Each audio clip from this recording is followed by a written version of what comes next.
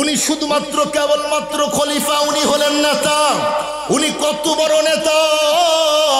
বর্তমানে 64 রাষ্ট্র এক জায়গায় করলে যত বড় হবে, উনি সেই সময়ের বন্ধুরা আমার এত বড় রাজ্যের লিডার ছিলেন, তার আঙ্গুলের ইশারা করলে অর্ধেক পৃথিবী শাসন হয়। ফারুক আজম রাতের অন্ধকারে একা একা চলতিছে, রাস্তার মধ্যে চলতে চলতে বন্ধুরা আমার তখন তার কানের মধ্যে ছোট্ট ছোট্ট বাচ্চাদের কান্নার আওয়াজগুলি বন্ধুরা আমার কানের মধ্যে তার ঢুকে যায়।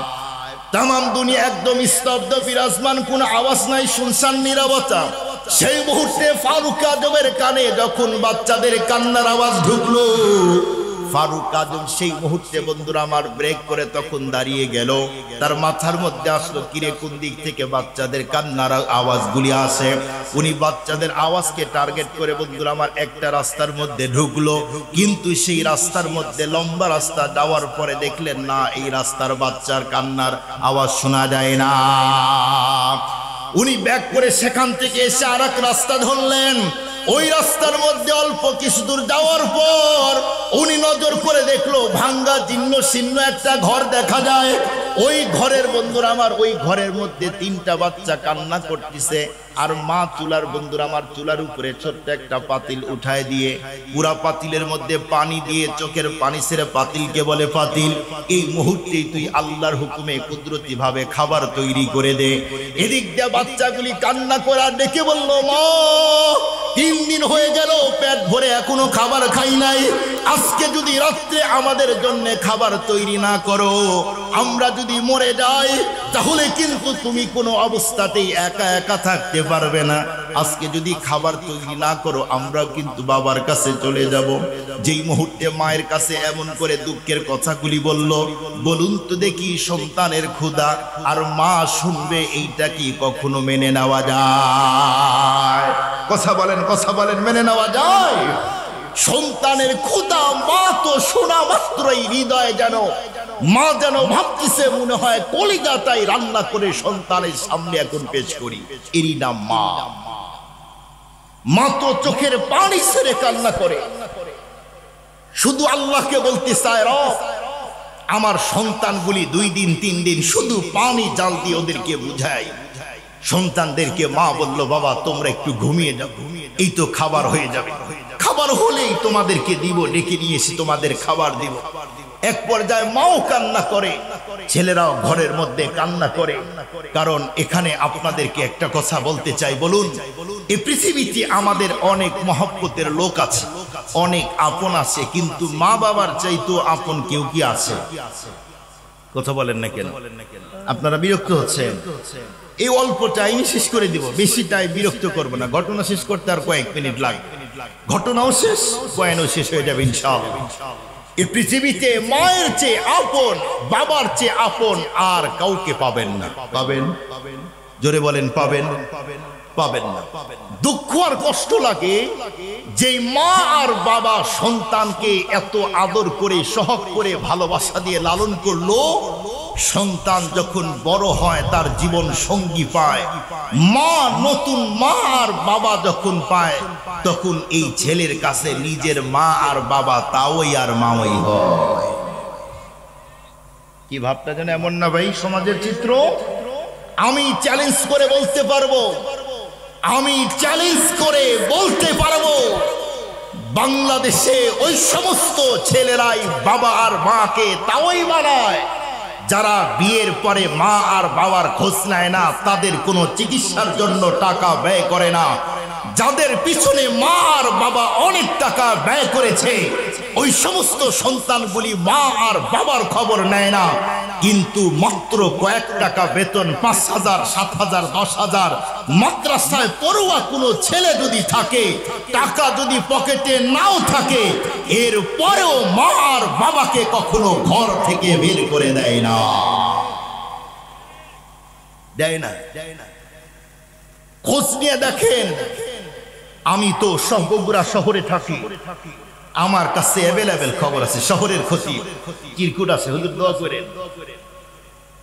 অনেকে দোয়া চায় যে হুজুর দোয়া করেন, ছেলেটা নেশা করে, রাতের অন্ধকারে সে গলায় চাকু ধরে। আছে না নাই? আছে না নাই? পৃথিবীর কোন আলেম, কোন মসজিদের মুয়াজ্জিন কোন মাদ্রাসার সাধারণ একজন শিক্ষক তার মা আর বাবার সাথে উচ্চ বাচ্চ করে আওয়াজকে বড় করে কখনো কথা বলে না। এটা তার শিক্ষা কোরআনের শিক্ষা। খুব ভালো করে বুঝবেন। আপনাদেরকে দুটি কথা বলতে চাই। আমাদের বাংলাদেশের একজন বক্তা আছে মোস্তাক ফয়েদি, কিছুদিন আগে হুজুর হুজুর একটা ডায়লগ গেল না আমাদের বাংলাদেশে, মুরব্বী মুরব্বী। এই ভাইরাল, মারাত্মক ভাইরাল। চীন, আমেরিকা, স্কটল্যান্ড, আয়ারল্যান্ড আর ফিনল্যান্ড নাই, তামাম অলডে মুরব্বী মুরব্বী। চীনের মানুষ মুরব্বী বলতে পারে না, ওরাও মুরব্বী ভাষা তো বলতে পারে না বাংলা। আমাদের ছেলেরা আরো ভালো পারে। রিক্সাওয়ালাও আমাদের মতো হুজুর দেখলে কয় মুরব্বী, আমরা নাকি মুরব্বী। তো এই মুরব্বী হুজুর একটা গল্প শোনাইছে, সেটা হলো খুব ভালো করে বুঝবেন কথাগুলি। উনি বলেন, এক জায়গায় ওয়াজে গেলাম, যাওয়ার পরে আমাকে নাস্তা দিয়েছে। একজন মুরব্বী আমার কাছে আসলেন, অনেক বয়স, 70 প্লাস হবে এইরকম বয়স। তো উনি আসার পরে বলতেছেন যে এখানে আজকের প্রধান বক্তা আছে। লোকজন বলল হ্যাঁ, ইনি আমাদের প্রধান বক্তা। তো হুজুর তখন বললেন, মোস্তাক ফয়েদি সাহেব বললেন যে মুরব্বী আপনি কি কিছু বলবেন? বলে জি হুজুর, আপনাকে আমার কষ্টের একটা কথা বলতে চাই। বলেন। বলে না, এই লোকজনের সামনে আমি বলতে চাই না।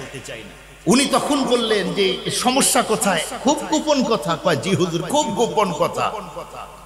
তো হুজুর লোকজন কমিটির লোকদেরকে বলল, যুবকদেরকে বলল, ভাই তোমরা একটু বাহিরে যাও, আমি একটু ওনার সাথে পার্সোনাল ডিসকাস করতে চাই। তো এক পর্যায়ে ওনার সাথে কথা বলবে। হুজুর বললেন, মুরব্বী বলুন, কি বলতে চান? বলে হুজুর আপনাকে বলবো, তার আগে একটু আপনি দরজা বন্ধ করে দেন। কৌতূহলী আরো বেড়ে গেল। বলে কি এমনি বলবেন? বলেন আবার দরজা বন্ধ? বলে হ্যাঁ, দরজা বন্ধ করে দেন। হুজুর নিজের হাত দিয়ে উনি বলেন, আমি দরজা ক্লোজ করে দিলাম, দরজা জানলা টোটাল বন্ধ করে দিলাম। ঘরের মধ্যে দুইজন, আমি আর মুরব্বী। মুরব্বী তখন শরীর থেকে বুতাম খুলে, পাঞ্জাবি খুলে, এরপরে আমার সামনে এসে চোখের পানি ছেড়ে বলল, হুজুর আমার পিঠ দেখেন। হুজুর পুরা পিঠ দেখেন, রক্ত জায়গায় জায়গায় ফেটে, রক্ত এখনো যেন একটু একটু পড়ে। হুজুর তখন বলল, কি ব্যাপার মুরব্বী, জামার সাথে রক্ত লেগে আছে, আপনাকে এভাবে কে মারলো? মুরব্বী চোখের পানি ছেড়ে বলল, হুজুর আল্লাহ পাক আমাকে 5টা কন্যা দিয়েছে, 6 নম্বর আল্লাহ 6 নম্বরে একটা ছেলে দিয়েছে। এই ছেলেকে আমি এবং আমার স্ত্রী অনেক কষ্ট করে মহব্বত আর ভালোবাসা দিয়ে বড় করেছি। এই ছেলে এখন অনেক বড় হয়েছে, ছেলে এখন চাকরি করে। গতকালকে বাসায় এসে দূরে দেন। উনি বলেন যে গতকালকে বাসায় এসে কোনো কিছু বুঝে ওঠার আগে আমি এবং ওর মা ঘরের মধ্যে বসেছিলাম।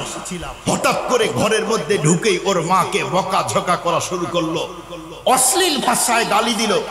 আমি তখন সন্তানকে ডেকে বললাম, বাবা তুই তোর মাকে গালি দিচ্ছিস কেন? সে তোর জনম দুঃখিনী মা, তুমি না শিক্ষিত ছেলে, তোমাকে কত আদর করে বড় করলাম আমরা, আজকে তুমি এভাবে গালি দাও? তখন হুজুর আমার সামনে ওর মা যখন বারবার বলতেছিল, বাবা কি হয়েছে তোর, কিছুই বুঝলাম না। এক পর্যায়ে তখন মুরব্বী উনি বলেন যে আমি সন্তানকে যখন ধমক দিলাম, সন্তান আমাকে ধমক দিল। আমি তখন ডেকে গেলাম, ওর কাছে গেলাম, তোর এত বড় সাহস কেমন করে হয়? আমি বাবা, তুই সন্তান। তখন হুজুর আমার সন্তান আমাকে ধাক্কা দিল, আমি বিছানায় পড়ে গেলাম। আমার স্ত্রী ওর মা দৌড়িয়ে এসে আমাকে ধাক্কা দিল। সন্তানের খাটের উপরে পড়ে মাথায় ব্যথা পেয়েছে। সন্তান রেগে সেখান থেকে আমার লাঠিটা হাতের মধ্যে নিয়ে, হুজুর দেখেন আমাকে কিভাবে মেরেছে, আমার পুরো শরীরটা রক্তাক্ত করে দিয়েছে, আমাকেও মেরেছে, তার মাকেও মেরেছে। হুজুর তখন বললেন যে আমি এখন কি করব? তখন বলল, আপনি কি কোনো নেতার কাছে যান নাই? তখন তো ছিল হলো স্বৈরা শাসকের আমল। উনি তখন বলল যে কি করে নেতার কাছে যাব? নেতাই তো তার টাকা চলে, বলেন তো এমন হয়েছিল কিনা? কথা বলেন না কেন? উনি বললেন যে আমি কার কাছে যাব? নেতা তো বিচার করবে না, তাহলে আমি বিচার করব? বলে না হুজুর, বিচারের জন্য নয়, আমি এসেছি আপনি আজকে প্রধান বক্তা, আপনি পিতা মাতার জন্য আপনি আলোচনা করবেন, পিতা মাতার বয়ান করবেন। আমার সন্তান আমার বুকে আমার পিঠে আঘাত করেছে, আর যেন কোনো সন্তান তার মাকে এভাবে আঘাত না করে। হুজুর আমার সন্তান যখন আমার পিঠের উপরে আঘাত করে, মনে হয় কে যেন পাথর দিয়ে আমার পিঠের উপরে আঘাত করতেছে, মনে হয় এক একটা পাথর আমার শরীরে আঘাত করে, আমি মেনে নিতে পারি নাই। হুজুর তখন বললেন ঠিক আছে আমি বয়ান করব। বলুন তো এই জাতীয় সন্তান বাবা আর মাকে আঘাত করার সন্তান আছে না নাই? সত্য করে বলেন আছে না নাই? আজকে বাংলার জমিনে অ্যাভেলেবল আছে। আজকের এখান থেকেই বলতে চাই, বাংলাদেশের যে কোনো একটা সমাজে কোনো একজন মানুষ যদি এই জাতীয় কুলাঙ্গার সন্তান যারা বাবা আর মায়ের উপরে আঘাত করে, বাবা আর মার উপরে যারা আঘাত করে, আব্বার আম্মাকে যারা গালি দেয়, বকা দেয়, আঘাত করে, হত্যা করে, বস্তার মধ্যে ভরে নিক্ষেপ করে দেয়, এই জাতীয় একটা ছেলেকে ধরে চৌরাস্তার মোড়ে যদি সমাজের মানুষগুলি পাথর মেরে হত্যা করত, শাস্তি দিত, এই বাংলার জমিনে আর কোন সন্তান কোন মা আর বাবার উপরে আক্রমণ করত না। একটা বিচার করে যদি এটা ভাইরাল করা হয়, মাঝে মাঝে সোশ্যাল মিডিয়াতে দেখবেন স্বামীও পিটায়, স্ত্রীও পিটায়, মনে হয় ফেসবুক থেকে ওদেরকে বের করে, রাগ কন্ট্রোল করতে না পেরে এরা তো ওই সন্তান, যেই সন্তান বাবার মুখে লাথি দিলে বাবা উল্টা গালে চুমা দিয়েছে। কথা বলেন না কেন? আপনারা বলুন, এই পৃথিবীর যত মানুষ আছে আমরা জান্নাত চাই কি চাই না? কথা বলেন না কেন ভাই? এই পৃথিবীতে কয়েকশো কোটি মিলিয়ন বিলিয়ন ট্রিলিয়ন বার বিক্রয় করলে জান্নাতের একটা ইটের সমান হবে। জান্নাতের একটা ইটের দাম যদি এত বেশি হয়, তাহলে এত বড় বিশাল জান্নাতের দাম আরো কত বেশি? অনেক বেশি। এই দামি জান্নাতটা যদি মা আর বাবার পায়ের নিচে থাকে, এবার বলেন তাহলে মা বাবার দাম কত? এই জান্নাতটাই নবী বলেন তোমার মায়ের পায়ের নিচেই তোমার জান্নাত, তাহলে এবার ওজন করেন ওই মা আর বাবার দাম কত? সেই মা আর বাবার উপরে নির্যাতন করে যুবকদের অনুরোধ করতে চাই, আজকে তুমি যুবক আছে, একদিন তুমিও বুড়া হইবা। কথা বলেন না কেন? একদিন তুমিও বুড়া হইবা। যেই মা আর বাবা যদি উহ শব্দ ব্যবহার করে, আসমান জমিন ঘুরে যাবে। এই জন্য যুবক খবরদার, কখনো মা আর বাবা যেন কষ্ট না পায়। যদিও কষ্ট পায় ক্ষমা চেয়ে নিন, যদি কষ্ট পায় ক্ষমা চেয়ে নিন। মুসলমান ভাইরা আমার কথাগুলি দিল দিয়ে বোঝার জন্য চেষ্টা করবেন। এক পর্যায়ে বন্ধুরা আমার, ছোট্ট বাচ্চাগুলি চোখের পানিগুলো ছেড়ে যখন কান্না করতেছে আর মাকে ডেকে বলল, মা তুমি খাবারগুলি তৈরি করে দাও। মা চোখের পানিগুলো ছেড়ে কান্না করে আর পাতিলকে ডেকে বলল, তখন পাতিল এই মুহূর্তেই তুমি আল্লাহ পাকের হুকুমে তোমার মধ্য হতে খাবার তৈরি করে দাও। ফারুক আজম সেই মুহূর্তে গেটের সামনে এসে হাজির হলো। এরপরে দরজায় যখন আওয়াজ দিয়েছে, ভিতর থেকে তখন বলল, এত রাত্রে কে জানতে চাই। এক পর্যায়ে ফারুক আজম তখন নিজের পরিচয় বন্ধুরা আমার গোপন করে দিল। এরপরে তখন ডেকে বলল, মা গো আমি একজন মুসাফির, এত রাত্রে তোমার বাসায় বাচ্চাগুলি কান্না করে কেন জানতে চাই। এ কথা বলতেই তখন বলল, বাবা তুমি একটু ভিতরে আসো, আমার বাচ্চাগুলি কান্না করেছে, এ কান্নার রহস্য আছে। ফারুক আজম সেই মুহূর্তে বলল, মা গো সেই রহস্যটা কি এখন বলো, জানতে চাই। মহিলা তখন চোখের পানি ছেড়ে ডেকে বলল, বাবা শুনো তাহলে, বর্তমানের খলিফা হলে আমিরুল মুমিনিন, বর্তমানের খলিফা জালেম ওমর। এই ওমরের ডাকে আমার স্বামী বন্ধুরা আমার সারা দিয়ে রণাঙ্গনে গিয়ে শহীদের পেয়ালা পান করে জান্নাতে চলে গেছে। কিন্তু আমার স্বামী বাসায় তো তেমন কোনো খাবার রেখে যায় নাই।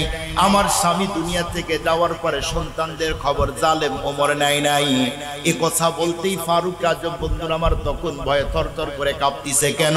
কারণ এই মানুষের যদি বন্ধুরা আমার মুজাহিদের বাচ্চাদের খবর যদি না নেয়, বলুন তো দেখি কিয়ামতের দিন এর জবাব দিতে হবে কিনা। ফারুক আজম তখন ডেকে বলল, মা তুমি আমাকে চিনো না, আমিও তোমাকে চিনি না। কিন্তু আজকে আমি শুধুমাত্র কেবলমাত্র তোমার কাছে একটা মাত্র অনুমতি চাই। ফারুক আজম বন্ধুরা আমার বলতেই তখন বলল, বাবা বলো কি বলতে চাও? এক পর্যায়ে তখন বলল, মা তুমি অর্ডার দিলে তোমার জন্য খাবার আমি আনতে চাই, সন্তানের জন্য আনতে চাই। সেই মুহূর্তে বন্ধুরা আমার তখন বলল, বাবা তুমি যদি আমার সন্তানের জন্য এমনকি আমার জন্য রাতের অন্ধকারে খাবারগুলি পৌঁছিয়ে দাও, তাহলে আমার এমনকি আমার সন্তানের জীবনটা আল্লাহ বাঁচিয়ে দিবে। ফারুক আজম তখন বলল, মা তুমি একটু ওয়েটিং এ থাকো, আমি যাব আর আসবো। ফারুক আজম সেখান থেকে পাখির মতো উড়াল দিল। এরপরে বন্ধুরা আমার বাইতুল মালে যাওয়ার পরে গোলামকে ডেকে বলল, গোলাম এই মুহূর্তে তুমি বাইতুল মালের গেটটা খুলে দাও।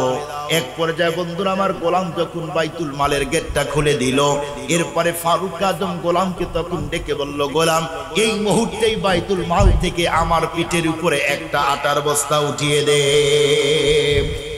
গোলাম সেই সময় ডেকে বলল, আমিরুল মুমিনিন আপনি হলেন মনিব, আমি হলাম আপনার গোলাম।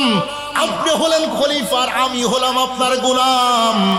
আপনি আমারে অর্ডার করবেন, অর্ডার করতে দেরি, রাজার হুকুম প্রজার কাজ দেরি হবে না। ফারুক আজম তখন বলল, না গোলাম না না না, আমি তোরে দ্বারায় আমার পার্সোনাল কাজগুলি করায় নিতে চাই না। ফারুক আজম আবার ডেকে বলল, গোলাম এই মুহূর্তে আটার বস্তা আমার পিঠে দে। সেই মুহূর্তে আবার বলল, আমিরুল মুমিনিন না, আপনার পিঠে আটার বস্তা দেওয়া যায় না। ফারুক আজম তখন ডেকে বলল, গোলাম তোরে আমি তৃতীয়বার বললাম উঠায় দে।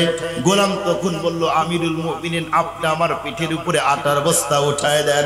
ফারুক আজম তখন ডেকে বলল, বুঝতে পেরেছি তুই দিবি না, কিন্তু তোর পিঠে আমি আটার বস্তা উঠিয়ে দিব, একটা মাত্র শর্তে তুই আমার শর্তে রাজি হবি কিনা বল। এ কথা বলতেই গোলাম তখন ডেকে বলল, আমিরুল মুমিনিন বলেন কি শর্ত দিতে চান? ফারুক আজম তখন ডেকে বলল, গোলাম কিয়ামতের দিন যেদিন আল্লাহ গুনার বোঝাগুলি আমার ঘাড়ে উঠায় দিবে, সেই দিন তুই যদি আমার গুনার বোঝাগুলি তোর কাঁধে নিতে চাস, তাহলে আজকে তোর পিঠে দিব, এছাড়া কোনো অবস্থাতেই দেওয়া যায় না। যেই মুহূর্তে বলছে কিয়ামতের দিন আমার গুনার বোঝাগুলা নিবি নাকি বল, গোলাম তখন চুপ হয়ে গেল। ফারুক আজম তখন ডেকে বলল, আমি বুঝতে পেরেছি তুই আমার কথাগুলি, আমার আটার গুনার বোঝাগুলি নিবি না, এই মুহূর্তে আটার বস্তা উঠায় দে। ফারুক আজম যেই মুহূর্তে বন্ধুরা আমার আটার বস্তা নিজের পিঠের উপরে উঠায় নিল, উনি রাতের অন্ধকারে এমন ভাবে চলতিছে, পিছন থেকে একজন মানুষ যদি লক্ষ্য করে দেখে অবশ্যই সে বলবে যে এর চেয়ে মদিনার মধ্যে আর গরিব কোনো মানুষ নাই। আল্লাহু আকবার বলেন, আল্লাহু আকবার। রাতের অন্ধকারে বর্তমান ৬৬ রাষ্ট্র এক জায়গায় করলে যত বড় হয় তত বড় রাতের খলিফা রাতের অন্ধকারে একা একা চলে, সাধারণ একজন গরিবের বাড়িতে আমিরুল মুমিনিন খাবার পৌঁছিয়ে দেয়, তারা ছিলেন নেতা। আর আমাদের দেশের নেতা পাওয়ারটা সবচেয়ে বড়, চেয়ার যার সে তো পরে রাখেন, আমাদের দেশের মেম্বারেরও 10টা পিএস থাকে। কথা বলেন আছে না নাই? আমি আপনারা কি ভাবতেছেন যে হুজুর এইবার লাইন ছাড়া গেলেন? লাইন ছাড়া যায় নাই তো। খুব ভালো করে বুঝবেন, সেই সময়ের নেতার বর্তমানের নেতা পুরাটাই উল্টা। কথা বলেন। তার মানে তাদের অন্তরে ছিল রবের ভয়, আর বর্তমানে যারা নেতা এদের জিয়ারের ভয়। আজকে আপনি কিয়ামতের দিন 5টা প্রশ্ন করবে আল্লাহ, একটা প্রশ্নের উত্তর না দিয়ে যাওয়ার সুযোগ নাই। ওলামায়ে কেরাম আছে, এর মধ্যে একটা হলো কোন পথে আয় কোন পথে ব্যয়। এ চেয়ারে বসে কোন পদ্ধতিতে কোন হুজুরকে মিথ্যা কেস দিয়ে জেলে ঢুকাইলেন, কোন জায়গায় কোন ব্যবসায়িককে মিথ্যা কেস দিয়ে হয়রানির মধ্যে ফেলে টাকা নিলেন। আপনি ইনকাম করেন, কতদিন নিঃশ্বাস থাকবে, যতদিন মরে দেখেন বিসমিল্লাহ সারামা।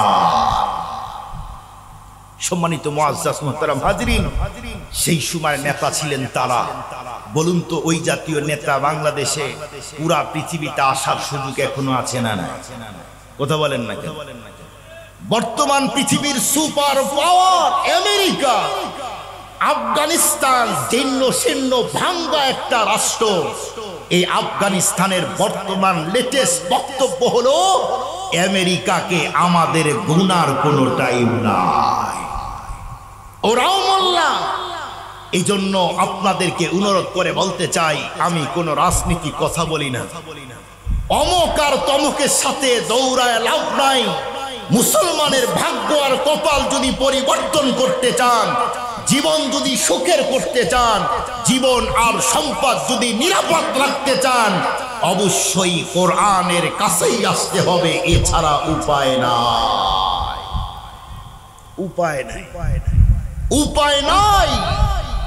লম্বা টাইম 50 বছর পার করলেন, শান্তি পেলেন না, একবার কোরআনের কাছে আসেন, চ্যালেঞ্জ করে বললাম শান্তি পাবেন, পাবেন, কোনো সন্দেহ নাই। পাহারা দিয়ে পৌঁছা দিয়ে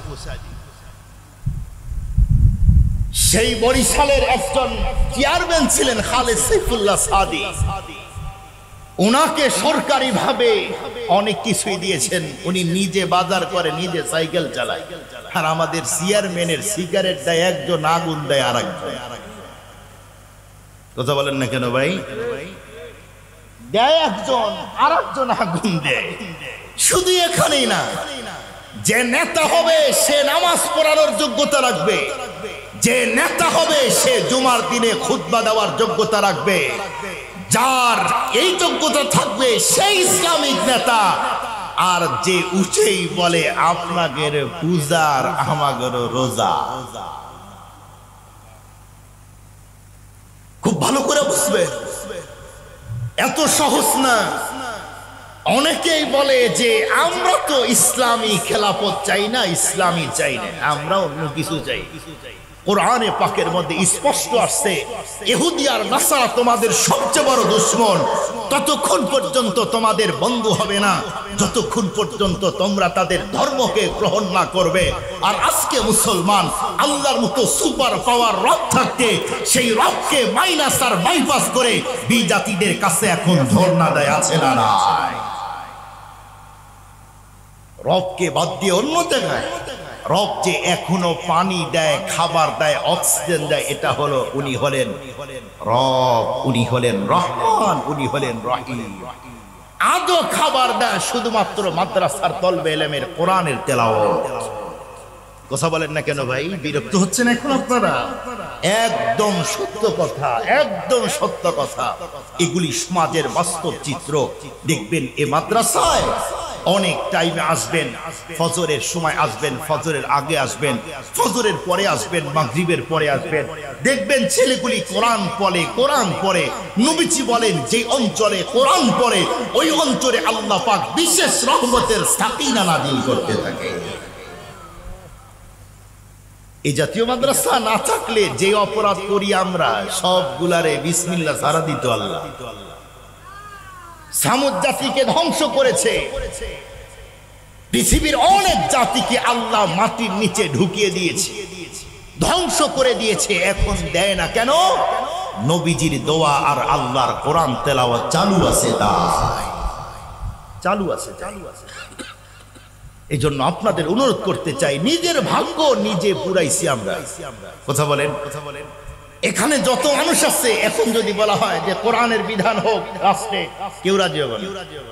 হুজুর যদি রাষ্ট্রে হয় ফজরের নামাজ না পড়লে সমস্যা। আমার হুজুর আমি তো মুদিখানার দোকানদার, যদি রাষ্ট্রে যদি খেলাফত প্রতিষ্ঠিত হয় আমি আর তো পামেল তেল দিয়ে সয়াবিন বলে বিক্রয় করতে পারবো।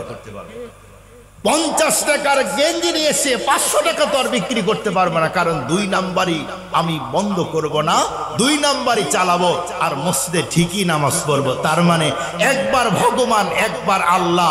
কখনো আল্লাহর কাছে কখনো ভগবানের কাছে গেলে ভগবানও খুশি না, আল্লাহও খুশি না। বলেন এই অবস্থা না আমাদের? কিছুদিন আগে একজন হিন্দু মেয়ে পোস্ট করেছে, মুসলমান তোদের মসজিদ মাদ্রাসা ঈদ মাঠে আমরা কোনো ইবাদতে যাই না, তোরা আসিস কেন? তোদের কারণে আমাদের ডিস্টার্ব হয়। মুসলমানের সন্তানদের লজ্জা থাকা, ঘৃণা থাকা দরকার। কখনো ওই দিক কখনো এই দিক, তাহলে তো বিপদ। বিপদ হবে কি হবে না? আপনাদেরকে একটা মেসাল দিয়ে সামনে ঘটনা বলে শেষ করে দিই। এক হিন্দু আর মুসলমান রাস্তায় চলতেছে, এটা ভালো করে মনে রেখে, অনেক কাজে লাগবে আপনাদের। হিন্দু বলে, আয় মুসলিম, আমার ধর্ম শ্রেষ্ঠ, আমার ধর্ম পৃথিবীতে আগে এসেছে। এখন খ্রিস্টান মুসলমান বলে, না, তোর ধর্ম কেমনে আসে? পৃথিবীর প্রথম নবী আদম আলাইহিস সালাম, সে তো আমাদের নবী, আমাদের বাবা, আমাদের ধর্ম আগে, আমাদের ইসলাম আগে, আমাদের ধর্ম শ্রেষ্ঠ। দুইজনের মধ্যে তুমুল ভাবে ঝগড়া। এক পর্যায়ে দুই হিন্দু আর মুসলমান বলে, দেখ, আমাদের মধ্যে ঝগড়া করে লাভ নাই, আমরা পরীক্ষা করি, তোর ধর্ম আগে, তোর ধর্ম শ্রেষ্ঠ নাকি আমার ধর্ম আগে, আমার ধর্ম শ্রেষ্ঠ। কিভাবে? কই যে দোতলা দেখা যায়, কি করতে হবে? হিন্দু বলল, ওই ছাদ থেকে নিচে লাফ দিব, যার পা ভাঙবে তার ধর্ম মিথ্যা, যার পা ভাঙবে না তার ধর্ম সত্য। রাস্তা চলতে গিয়ে কিতাবের মধ্যে আসছেন আশরাফ আলী থানভী রহমাতুল্লাহ আলাইহি লেখেন, এখন মুসলমান আর হিন্দু এবার দুইজনের প্রথমে লাভ দিবে কে? হিন্দু এখন মুসলমানকে বলে, তুই আগে লাভ। কেন? কারণ তুই বললি তোর ধর্ম আগে। মুসলমান বলে যে না, তুই আগে লাভ, কারণ তুইও বলেছিস তোর ধর্ম আগে, তোর ধর্ম সত্য ধর্ম। দুইজনের মধ্যে হতে হতে মুসলমান বলল, ঠিক আছে, যা, আমি আগে লাভ দেব। মুসলমান দুই তালার উপরে গিয়ে আল্লাহকে বলল, আল্লাহ, আমার ঈমান তেমন ভালো না, আমার নামাজ তেমন সুন্দর না, আমার ইবাদত সুন্দর না, কিন্তু আজকে একজন হিন্দুর কাছে তুমি যে রব সত্য, তোমার যে পাওয়ার আছে, ইসলাম যে শ্রেষ্ঠ ধর্ম, এটা তার কাছে প্রমাণ করাইতে না পারলে আমি তার কাছে ব্যর্থ হয়ে যাব। আল্লাহ, আমার ক্ষমতা নাই, আমি দুর্বল, তুমি তো আর দুর্বল না, তোমার ক্ষমতাও দুর্বল নয়। আল্লাহ, আজকে ইসলাম ধর্মকে শ্রেষ্ঠ ধর্ম তার কাছে প্রমাণ করতে চাই। আল্লাহ, আমি উপর থেকে নিচে লাফ দিব, আমার যেন পা ভেঙ্গে না যায়। মুসলমান আল্লাহু আকবার, বিসমিল্লাহ, আল্লাহি বিল্লাহি তাল্লাহি, যত দোয়া সে জানে সব বইলা নিচে লাফ দিয়েছে। চোখ বন্ধ করে লাফ দিয়ে খোলার পরে দেখে এখনো পা ঠিক আছে। এখন হিন্দুকে বললো, হিন্দু এবার তুই যা। হিন্দুর তো এখন ভয়, হিন্দু উপরে যায় আর চিন্তা করে, উপরে ছাদের উপরে নিচে মুসলমান বলে, কি খবর, লাভ দে। হিন্দু উপর দিকে চিন্তা করে, ভগবান বাঁচায়, আর সমস্যা নাই, ভগবান যদি না বাঁচায়, আমার ভগবান না বাঁচাইলে ওর আল্লাহ তো আছে। এই জন্য কখনো ভগবান কখনো আল্লাহ, দুইটা বলেই যখন নিচে লাভ দিয়েছে, হিন্দুর পা ভেঙে গেল। মুসলমান বলে, কি খবর? বলে, তোর আল্লাহ ফেল। কেমনে? আমি আল্লাহ বলেছি, ভগবানও বলেছি, তার মানে কখনো ভগবান কখনো আল্লাহ গেলে কখনো পাওয়া রবকে যায় না। গুনাহগার হওয়ার পরে রবের দিকে দৌড়াইলে আল্লাহ পাক কখনো না কখনো কোনো না কোনো দিক দিয়ে আল্লাহ পাক বিজয় আর শান্তি দান করে দেয়।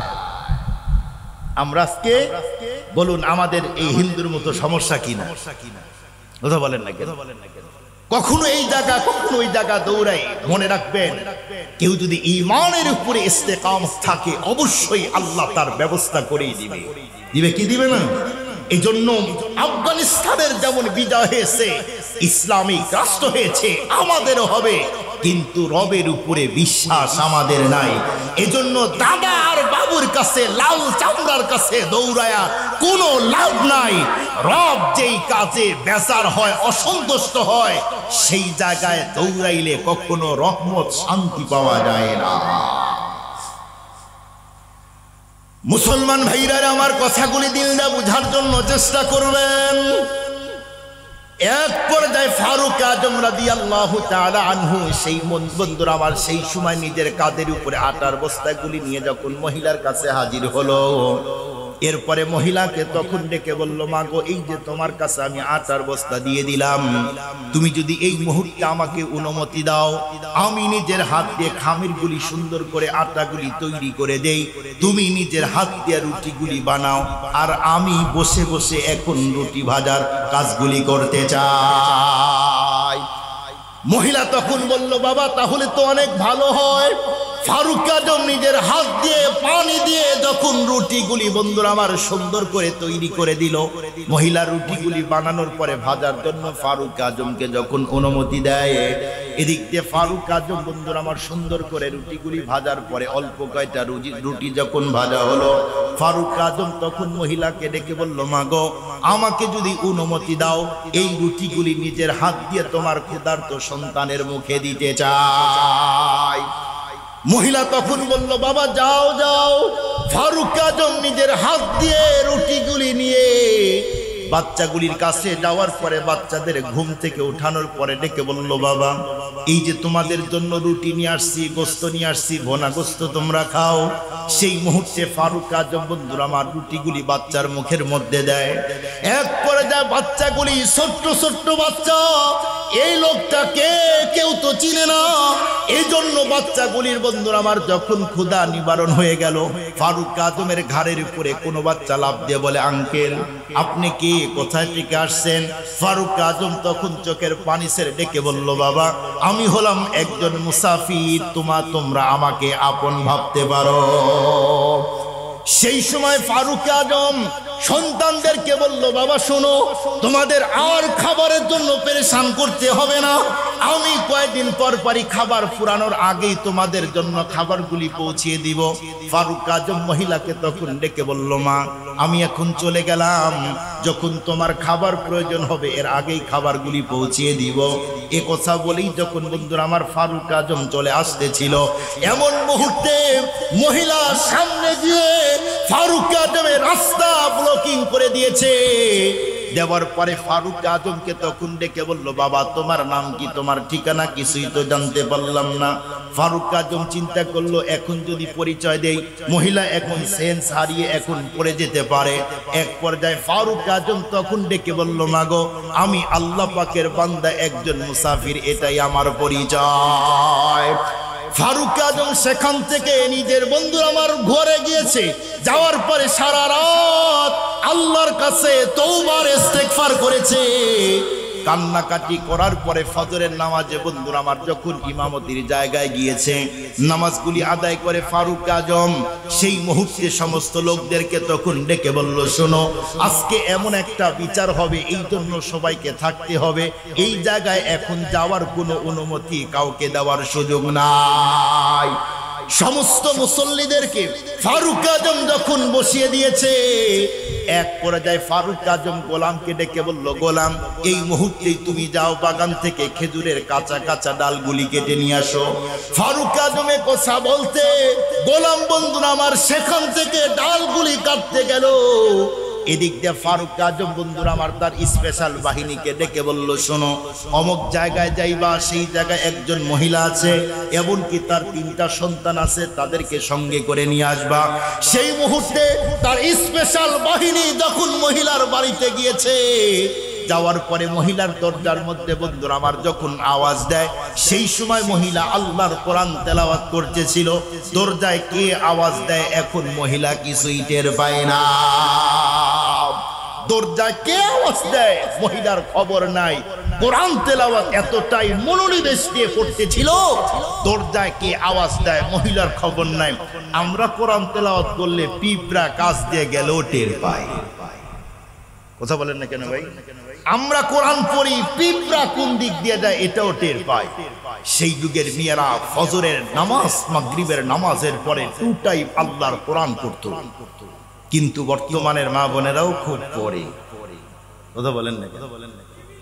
হ্যাঁ, যায় টিভি দেখে না, টিভি দেখে, টিভি এটা পরে রাখেন, মোবাইল আসার পরে আর এখন টিভিরও দরকার নাই। প্রয়োজনে সন্তান ছাড়বে, সংসার ছাড়বে, স্বামী ছাড়বে, ফেসবুক আর টিকটক আইডি ছাড়বে না। আছে না নাই? এখন আছে না নাই? অ্যাভেলেবেল মেয়ের সংসার ভেঙে যাচ্ছে শুধু টিকটকের কারণে। এখনকার যুবক সেরা। এক জায়গায় বিয়ে করতে গিয়েছে এক যুবক, মেয়ের বাবা জিজ্ঞেস করছে, বাবা তুমি কি করো? কয় এখনো করি না, সামনে করব। কোনো কাজ করে না, বলে সামনে কাজ করব। সামনে কাজ করবা মানে বলে হ্যাঁ ইনকাম করার অনেক রাস্তা আছে আঙ্কেল। কোন রাস্তা? কয় আছে একটা। বলে তুমি এখন কি করো? বলে এখন কিছু করি না, এখন প্রস্তুতি নিতেছি, সামনে করব। বলো কি করবে? বলে আপনার মেয়ের সাথে আমার বিয়ের যখন দিন তারিখ কমপ্লিট হবে, বাসর ঘরের ওই দিন থেকেই আমরা দুইজন টিকটক করে ডলার ইনকাম করব। আছে না নাই? অ্যাভেলেবেল। এই 2 দিন আগে হুজুর আমার ছোট্ট ছেলে আর মেয়ে আছে, আমি তো জামিলনগর থাকি আব্দুল হক কলেজের এখানে। আমার ছেলে আর মেয়ে প্রতিদিনই পায় না ঘরে যে এখন তো ডাল সিজন, এখন প্রোগ্রাম কম, আসরের পরে মোটরসাইকেল নিয়ে ওদেরকে একটু ঘুরাই এদিক সেদিক। নতুন বিয়ে করে এসে কলেজের ওই সাইড দিয়া 2টা ক্যামেরা দিয়া 2জন নাচছে আর টিকটক করতেছে। কি পরিমাণ নির্লজ্জ বেহায়া হলে এই কাজগুলি করা সম্ভব? ঠিক না বেঠিক করে বলে? আগের যুগের মেয়েরা বিয়ের কথা শুনেছে, ওর খাওয়া শেষ, স্বামীর বাড়ি গিয়েছে একে একে চিনতে চিনতে শেষ। আর এখন বিয়ের আগে 2 পক্ষের চেনা জানা শেষ, 6 মাসের মাথায় 3 তালাক। আছে না নাই? সম্মানিত উপস্থিতি, যেন মা বোনদেরকে বলতে চাই, এখন তো আমরা হুজুরেরা মহিলাদেরকে পর্দার ওয়াজ করতে করতে আমাদের মুখ শেষ। মেয়েরা এখন পর্দায় ঢোকা বাদ দিয়ে এখন বাহিরে যাওয়া শুরু করছে। এজন্য আমরা ওদের সিস্টেমও চেঞ্জ করছি। ওদের সিস্টেম কি? এখন দেখবেন মেয়েরা গেঞ্জি পরে, প্যান্ট পরে, শার্ট পরে রাস্তায় ঘুরে খোলামেলা। আমি যুবকদেরকে বলতে চাই, যুবক এই জাতীয় মেয়েদেরকে বিয়ে করবা না। তুমি যদি বলো প্যান্ট পরা, শার্ট পরা, টিকটকের আইডিওয়ালা এই জাতীয় বিয়ে করব না, এই মেয়েরা যদিও টিকটক আর খোলামেলা পোশাক নাও যদি ছাড়তে চায়, স্বামী পাওয়ার জন্য হলেও সবগুলা বাদ দিয়ে পর্দায় ঢুকবে। সবগুলা বাদ দিয়ে পর্দায় ঢুকবে। চ্যালেঞ্জ করলাম, চ্যালেঞ্জ। শুধু বলো তোমরা যে আমরা পর্দাশীল মেয়ে ছাড়া বিয়ে করব না, সবগুলা যে যেখানেই থাক পর্দায় ঢুকতে বাধ্য হবে। সম্মানিত উপস্থিতি, লম্বা করতে চাই না। যুবক ফারুক আজমের স্পেশাল বাহিনীগুলি দরজায় আওয়াজ দিল, মনে আছে আপনাদের? এখানে অল্প টাইমে এই ঘটনা শেষ করে দেব ইনশাআল্লাহ। এই শেষ কথা শুনবেন না? কারা হাত উঠান দেখি। আলহামদুলিল্লাহ। যাক, এই কথাও আপনাদেরকে বলবো।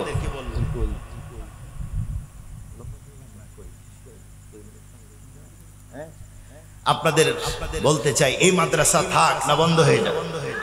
থাক। এই মাদ্রাসা থাক। কে কে চান দেখি? আল্লাহ কবুল করো সবাইকে, আমিন বলেন। আবার বলেন না আমিন। আর আল্লাহ মাদ্রাসাকে দাওরা হাদিস পর্যন্ত কবুল করো, আমিন বলেন। আল্লাহ তুমি ইফতা পর্যন্ত কবুল করো, আমিন।